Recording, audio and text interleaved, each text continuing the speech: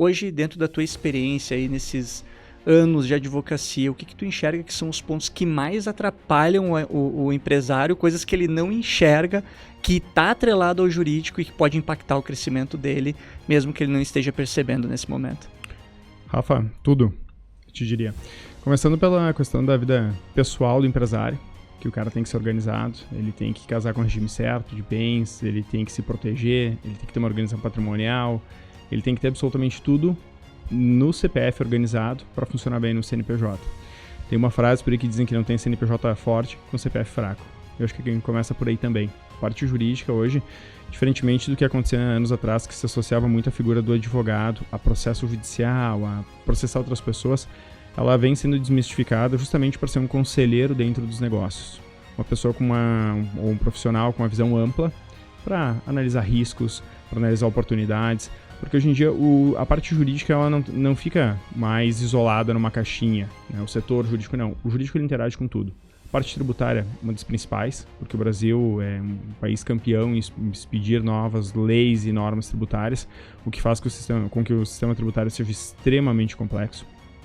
E o empresário, especialmente de pequeno porte, médio porte, sozinho, certo? Se ele for um contador ou um advogado tributarista de formação, dificilmente ele vai navegar nisso. Então a gente começa, em regra, analisando e arrumando a casa na pessoa física e dentro da empresa, aí sim a gente vai analisar tudo. Falando da espinha dorsal de qualquer empresa, parte societária. Se a empresa é uma eu presa ou só um sócio, como é que ele vai se organizar? Qual que é o porte? Se vai ser uma empresa simples nacional ou uma empresa de lucro presumido ou real? A definição, se vai ser uma sociedade limitada, uma sociedade anônima. Por quê? Porque normalmente, quando você começa uma empresa, é igual um relacionamento. No início está todo mundo apaixonado, todo mundo tem uma ideia de ganhar mercado, tem uma ideia fixa de ter um produto ou um serviço muito bom. Só que, normalmente, sociedades são para longo prazo. Então, nesse longo prazo, no meio do caminho, problemas acontecem, situações não previstas lá no plano de negócio, quando tem um plano de negócio, acontecem. E aí é onde entra o advogado, para justamente analisar, bom, nossa espinha dorsal é a parte societária, vamos organizar para quê? Para ter acordos decentes, na hipótese de venda da empresa, como é que os sócios vão se portar, se falecer um sócio, como é que nós vamos nos portar, se a gente quiser buscar um investidor no mercado, como é que a gente vai se portar. E normalmente o empresário, quem começa pequeno, começa de base, que eu acho que a grande maioria do empresariado brasileiro não pensa nisso. Sabe que um dia pode vender a empresa, sabe que tem um risco sim de um sócio vir a faltar, mas não olha para isso. Então, aqui é onde nós, advogados, entramos para começar a organizar. Depois, a gente olha para a parte tributária, porque no Brasil, eu arrisco dizer que hoje uma empresa que bate ali essa casa de 1 milhão de faturamento mês, se ela não buscar incentivo fiscal, não buscar algum tipo de crédito a fundo perdido, FINEP, incentivo à tecnologia, dependendo do segmento, ela não vai ser competitiva. Ela pode funcionar muito bem, pode ter uma marca forte no seu segmento, mas muito difícil ela se destacar e continuar crescendo. Então, o que a gente tenta fazer é ter olhar em todas essas áreas, trazer todo mundo para a mesa, normalmente montar um conselho ainda que informal para analisar, bom, onde estamos hoje, onde é que queremos chegar e que caminhos a gente pode buscar ou encontrar para chegar lá onde nós buscamos. É isso que a gente faz. Então, esquecemos os processos, embora façam parte ainda do nosso dia a dia, e focamos realmente na parte estratégica, em como fazer o empresário crescer, ter sucesso, ser saudável. E eu brinco, mas para todos os nossos clientes a gente tenta modelar empresas e construir empresas para serem vendidas e muito bem vendidas. Legal, e isso é o que muitos empresários buscam, né? E o que eu mais enxergo hoje trabalhando com empresários é que o empresário ele não olha para a área jurídica dessa forma. Normalmente ele olha de forma, né, no momento que chega o problema, chegou uma cartinha, chegou uma situação, tá ali quase quebrando por conta das questões tributárias e não trabalha de forma preventiva. O que tu acredita que é isso? Por que acontece isso com o empresário? Na tua visão, é uma questão financeira? É uma questão de não dar atenção e não priorizar isso? Por que tu acredita que isso acontece? Principalmente se tratando de Brasil e dos empresários no Brasil hoje. Eu acredito, Rafa, que é puramente falta de conhecimento. É aquela coisa assim, quando a gente tem saúde, a gente normalmente pula uns check-ups anuais, tá tudo certo, só vai no médico quando tem um problema. E em relação à advocacia, eu vejo que é a mesma coisa. Então, ainda se tem muito a figura do advogado como um resolvedor de problemas, especialmente de processos, e não como uma figura estratégica dentro do conselho de uma empresa, um braço direito de uma direção, ou até em outros setores, a depender do tipo de atividade de cada empresa. Diferentemente do contador, que é obrigatório, quando o empresário abre uma empresa, ele tem que contratar um contador para fazer a apuração dos tributos e entregar declarações. O empresário não está obrigado a contratar um advogado. E eu acho que é aí onde começa, digamos assim, as coisas começam erradas. Por quê? Claro que enquanto o negócio é pequeno, não tem muita complexidade, o empresário ele consegue desempenhar sozinho. Só que no momento que ele cresce um pouco, ele tem que dar um passo. Eu vou dar um exemplo muito simples. Empresas que chegam no limite do Simples Nacional. A transição para o lucro presumido ou real é uma transição extremamente complexa que os empresários não se preparam. Em regra, os empresários eles não têm uma reunião mensal com o contador para saber como é que são os números deles, para realmente ter um DRE gerencial, onde tem os números reais da empresa, com qual o faturamento, qual a margem líquida, qual que é o EBITDA, quanto custa a folha e assim por diante. E aí um belo dia o contador diz, olha, somando aqui o faturamento dos últimos 12 meses, tu vai cair fora do Simples Nacional. Aí bate o desespero. O contador, em regra, vai orientar aí para um lucro presumido ou algo que facilite, eu acho que tanto a vida do contador quanto a do empresário. E vai muitas vezes pintar o lucro real como um monstro. E na maioria das vezes o lucro real ele é muito benéfico às empresas, né? E aí o que acontece? Esse cara tomou uma decisão errada, só que ele só escolhe o regime tributário uma vez por ano. Então se ele escolher errado lá no início do ano, ele vai pagar o ano inteiro. E eu já vi muitos casos, infelizmente, não é algo isolado, em que houve a escolha errada do regime tributário, uma empresa que era lucrativa começou a dar prejuízo e não sobreviveu. Tá? Isso acontece muito em empresas de maior porte também, faturamento de 5, 10 milhões, 15 milhões, 20 milhões mês, né? São empresas já de um porte considerável, ainda médio porte, mas considerável, em que não há essa profissionalização. Então eu acredito que os empresários, por falta de conhecimento e entender que o advogado ele é uma peça central, acabam buscando advogado somente quando dá problema. Eu te diria que isso é cultural porque a gente acaba atuando com empresas, para empresas de vários países. Então, por exemplo, na Inglaterra, Estados Unidos especialmente, o advogado ele já tem uma cadeira dentro da empresa.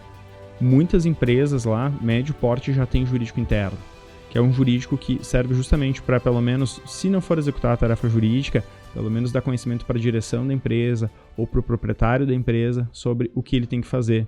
É um caso complexo? Ok, busca um escritório especializado, terceirizado. Mas o brasileiro ele ainda não enxerga. Hoje, falando pelo nosso escritório, nossos clientes quando chegam num porte de faturamento de 50, 60 milhões, a gente tem instruído e auxiliado na implantação de jurídicos internos. É um jurídico que ele começa pequeno, mas depois ele vai ganhando corpo, justamente para quê? Para conseguir ter toda a parte de compliance, verificar o que está sendo feito. Sabe que o jurídico tende a ter sérias disputas com o setor comercial, né? Porque o setor comercial ele busca fazer tudo que... Ele arruma o problema. Ele arruma o problema, são excelentes criadores, eu diria, de desafios, né? Então, quando você tem um jurídico interno, as respostas são muito mais rápidas. E aí, o jurídico externo, que é o nosso caso, nós ficamos realmente responsáveis por questões altamente estratégicas. Uma mudança de tributação, exemplo do que está acontecendo agora para o lucro presumido, para o segmento de serviço, que vai ter um aumento de carga tributária. Nós vamos ter tributação de dividendos agora, deve ser votada no Congresso essa semana. Então, esses trabalhos que são altamente especializados ficam para o jurídico externo e o restante para o interno. E na média, pelo que eu posso constatar, né, faticamente, no meu trabalho, no dia a dia, eu vejo que essas empresas que se preparam, tá, elas têm uma vantagem competitiva muito grande. No Brasil, eu brinco, toda empresa tem que ter 2 core business. O que ela faz de fato, o serviço ou produto que ela entrega, e um conhecimento burocrático, que é justamente o conhecimento da legislação do setor e dos diferenciais, dos incentivos que o setor dela vai ter. Quase todo setor tem incentivos. Agora, os empresários não conhecem. Em regra, os contadores também não conseguem auxiliar, porque pelo que nós conseguimos constatar na prática, um escritório pequeno de contabilidade hoje tem 300 clientes, cada um num segmento diferente. Então o contador, tá por falta de mão de obra, de tempo, de estrutura, ele não vai ser um especialista naqueles 300 segmentos. E ele normalmente é um cara muito técnico, ele não é um cara de negócios, né, que está buscando as iniciativas para gestão. Muitas vezes ele nem mal e mal é um empreendedor, o cara começou tecnicamente, empreende dentro da área contábil, mas não tem a proatividade do empresário de fato. Exatamente. E não tem nenhum apetite para risco, até porque a profissão do contador ela é regida pelo princípio da prudência, né? Que é o quê? Na dúvida paga mais. Então, dificilmente, né? Embora existam contadores muito bons, com uma visão um pouco mais ambiciosa, é muito difícil encontrar esse perfil no mercado. Então é aí onde vão entrar consultores, dependendo da matéria, vão entrar advogados e assim por diante. E eu posso dizer, isso com base em resultados práticos, que toda empresa tem um jurídico ativo que consegue conversar com os demais setores, com o comercial, para ter uma boa estruturação de contratos de representação comercial, para ter uma boa definição de metas que sejam juridicamente aceitas, que vá ter um bom alinhamento com a direção, essa empresa ela prospera, porque tem como prevenir risco, vai prevenir todas as alterações importantes da legislação.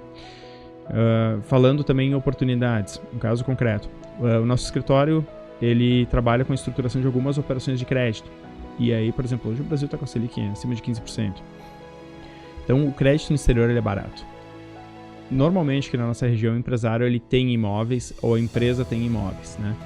Juridicamente não é recomendável deixar o imóvel sede dentro da empresa operacional, né? Mas vamos lá, que se o empresário tem esse imóvel numa holding ou até mesmo nessa empresa operacional.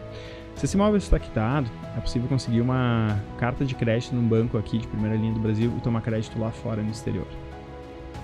A captação no exterior hoje é 5% ao ano. Tudo bem, tem o risco cambial, se o dólar subir, se o dólar baixar, etc. Mas tem como fazer um hedge, tem como fazer uma trava do dólar também. E aí no final, entre o custo Brasil e o custo exterior, 9, 10% ao ano crédito. Se tu ganha... Se ganha muito. Hoje um crédito, um capital de giro aqui no Brasil está sendo tomado a 18, 20 e poucos % ao ano.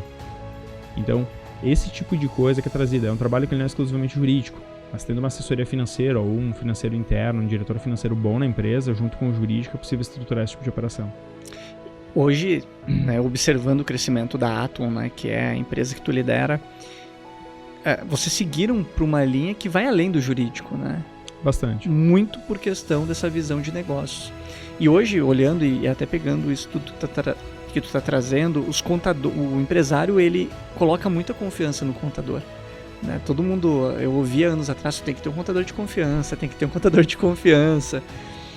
E às vezes a gente não se dá conta do quanto que um contador pode ser benéfico ou não para o negócio do cliente. Né? Do negócio, principalmente de vocês, né?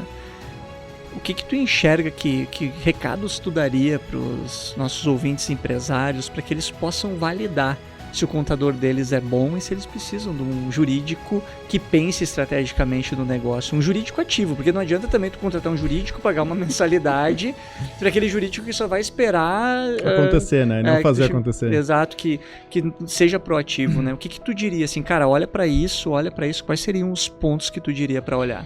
Bom, vamos lá. No Brasil nós temos o governo como sócio de todo empresário, né? Isso aqui recebe em qualquer situação.